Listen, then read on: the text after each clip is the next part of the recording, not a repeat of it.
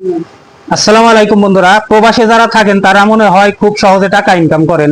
এই কথাটা কেন বললাম, আমার এক প্রবাসী ভাই উনি আমাকে ফোন দিয়েছেন, অনেকদিন যাবত ফোন দিচ্ছেন, উনি গাভী কিনবেন। আমি ওনাকে অনেক বোঝাইছি আপনি 6 থেকে 7 মাসের প্রেগনেন্ট অনেক ভালো ভালো বকনা পাওয়া যায় সেইগুলো কিনেন, কিন্তু উনি কিনবেন না, কারণ ওনার আজকে গাভী কিনবেন, কাল থেকে ওনার দুধের দরকার। যাই হোক, ওনাকে আমি যেহেতু ওনার মনের ইচ্ছা ওইটা, আমি ওনার সাথে বার্গেটিং করতে যাই নাই। আমার যতটুকু সাধ্য ছিল ওনাকে বুঝাইছি, কিন্তু উনি বললো যে ঠিক আছে ভাইয়া, আমি গাভী কিনবো, আপনি যেহেতু গাভী কিনে ঠকছেন বা আপনি গাভী পালন করছেন, আপনার যতটুকু এক্সপিরিয়েন্স আছে আপনি আমাকে গাভী কিনে দিবেন, অথবা গাভী কিনতে গেলে আমাকে একটু সঠিক পরামর্শ দিবেন। আমি ওনাকে বলছি যে আমি গাভী কিনে দিতে পারবো না, যদি আমার নজরে আসে যদি কোনো ভালো গাভী পাই তাহলে আপনাকে দিয়ে কিনে দেব। যাই হোক, উনি গাভী দেখছেন, গাভী দেখে আজকে আপনাদের সামনে ভিডিওটা করতেছে। এর কারণেই উনি আমাকে দেখাইছে, দুইটা গাভী পছন্দ করছে। দুইটা গাভী 7 লক্ষ টাকা দাম চাইছে। দুইটা গাভী আমাকে যখন ভিডিও কলে দেখাইলো, গাভী দুটা মোটামুটি ভালো আছে, কিন্তু সমস্যা যেটা আমি ওনাকে বললাম যে এই দুইটা গাভী আপনি নিলে আপনাকে ভেবে চিন্তে নিতে হবে, কমসে কম আপনাকে 3 বার দুধ দহন করে দেখতে হবে। উনি বিকালবেলা গেছে, বিকালবেলা বলছি বিকালে দুধ দহন দেখবেন, সকালে দেখবেন, তারপরের দিন যে বিকেল টাইমেও দেখবেন, পারলে তারপরে দিন সকাল আছে এটাও দেখবেন। উনি বলতেছে আমি এত দেখতে পারবো না, উনি অধৈর্য হয়ে গেছে, কারণ মনে হচ্ছে যেন উনি অনেক সহজে টাকাগুলো ইনকাম করছে, 7-8 লাখ টাকা দিয়ে গাভী কিনবেন। এই কথাগুলো কেন বলতেছি, যে ওই গাভীটাতে মূল যে সমস্যাটা আমি ওনাকে বলছি, গাভী দুইটা যখন উনি হয়তো ফোন দিয়ে গেছেন খামারিকে, ফোন দেওয়া মাত্রই সেই গাভী দুইটার দুধ দহন বন্ধ করে দিছে। আমি দেখলাম উনি আমাকে যখন ভিডিও কলে দেখালো গাভীর, কিন্তু আমি ভিডিও স্ক্রিনে আপনাকে দেখাইতেছি যে এইরকম ভাবে দুধ কিন্তু পড়তেছে, সবসময় টপ টপ করে গাভীর বাট থেকে দুধ পড়তেছে 8 দিনের বিয়ানোর পরের গাভীটার। এই সমস্যা আমি ওনাকে বললাম, দেখেন আমি একটা গাভী 2,24,000 টাকা দিয়ে যে গাভীটা কিনছিলাম, ওই গাভীটার সেম সমস্যা ছিল, দুধ কিন্তু পড়ে যাইতো। দুধ পড়ে যাওয়ার কারণে কি সমস্যা, দুধ পড়ে যায় যে গাভীটার, আপনারা এই কথাটা মনে রাখবেন, আপনারা যারা আমার ভিডিওটি দেখতে পারতেছেন তারা একটু ধৈর্য ধরে এই কথাগুলো শুনবেন। যে সকল গাভীর বিয়নের পরে দুধ পড়ে যায়, ধরবেন সে গাভীটার ভিতর ঝামেলা আছে। কিরকম ঝামেলা, প্রথম ঝামেলা হচ্ছে গাভীটা হয়তো অনেকক্ষণ যাবত খামারি বা গাভীর মালিক বা ব্যাপারী অনেকক্ষণ যাবত দুধ দহন করে নাই, এই একটা পয়েন্ট। দ্বিতীয় পয়েন্ট হচ্ছে গাভীর দুধ, যে গাভীর দুধ পাতলা সেই গাভীটার কিন্তু দীর্ঘ সময় বা একটু দেরি হলেই কিন্তু সেই দুধ গাভীর বাটের থেকে এমনিতে পড়ে যায়। এই সমস্যার ফেস কিন্তু আমি হয়েছি। আর ওই সকল গাভীর দুধ বিক্রি করতে কিন্তু অনেক কষ্ট হয়, দুধ কিন্তু নিতে চায় না, দুধটা পাতলা হওয়ার কারণে এটা হয়। তৃতীয় যে সমস্যা এই দুধ পড়ে যাওয়া গাভীতে হয়, সেই গাভীগুলোর কিন্তু ম্যাস্টাইটিস হওয়ার সম্ভাবনা 100% হয়ে যায়। আমার যে গাভীটা 2,24,000 টাকা দিয়ে কিনছিলাম, সেই গাভীটা আমি স্ক্রিনে এখনো দেখাচ্ছি, সেই গাভীটা কিন্তু দুধ পড়ে যেত। দুধ পড়ে যাওয়ার ফলে বারে বারে কিন্তু এটার ম্যাস্টাইটিস আসতো।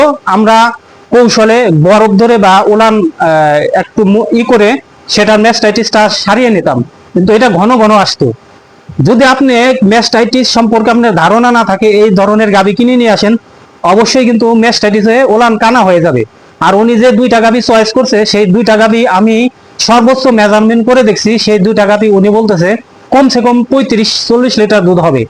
আমি ওনাকে বললাম দুইটা গাভী থেকে আপনি সর্বোচ্চ 27-28 দুধ পাইবেন সর্বোচ্চ, কিন্তু মূলত সেই দুইটা গাভীর দুধ হবে 12। উনি ওনার কি দেখে পছন্দ হয়েছে, যাই হোক, যার পছন্দ যেটা সেটা যদি আমি নিষেধ করি তাহলে সে হয়তো মন খারাপ করতে পারে, কিন্তু অনেকদিন যাবত আমাকে বলতেছে, এর কারণে কিন্তু আমি ওনাকে সঠিক কিছু পরামর্শ দিয়েছিলাম।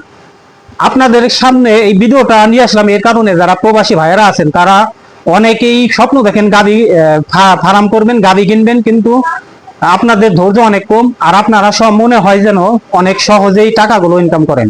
6-7 লাখ টাকা টাকা না, আমার এই খামারটা দেখেন পুরা খালি হয়ে গেছে, শুধুমাত্র 5 থেকে 5.5 লাখ টাকা আমি টাকা দিয়ে গাভী কিনে কিন্তু আমার খামারটা আজকে খালি করে ফেলছি।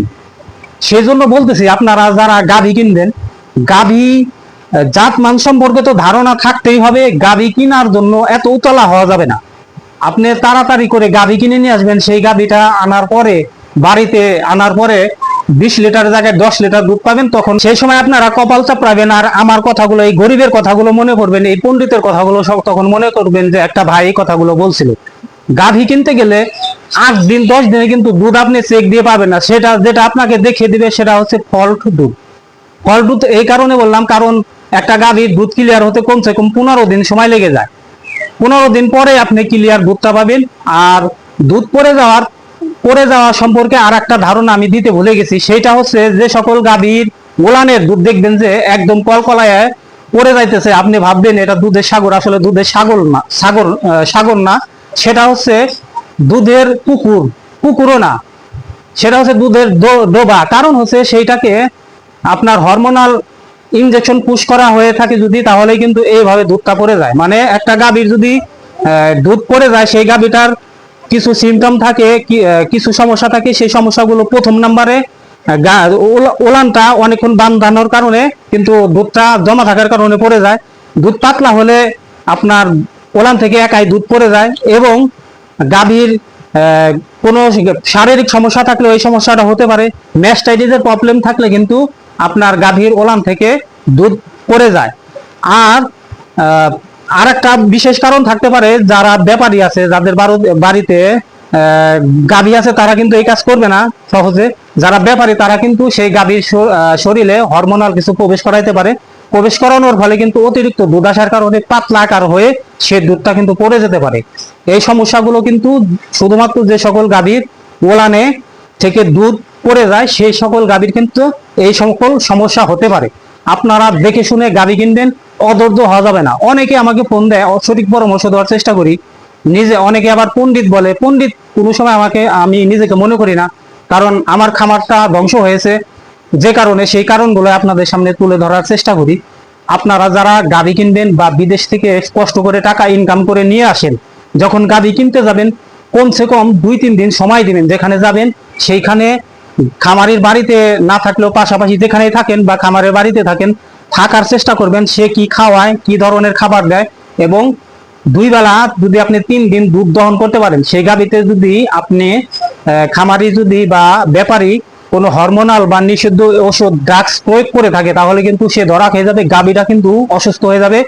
আর একটা কথা মনে রাখবেন, খোলা ডোলা গাভী কোনো সময় কেনার চেষ্টা করবে না। গাভী গরু থাকবে স্লিম ফিগার, মাংসাল প্রকৃতি, যে সকল দেখতে পারবেন পেট একদম অতিরিক্ত খোলা, সেই গাভীতে কিন্তু ভেজাল থাকতে পারে।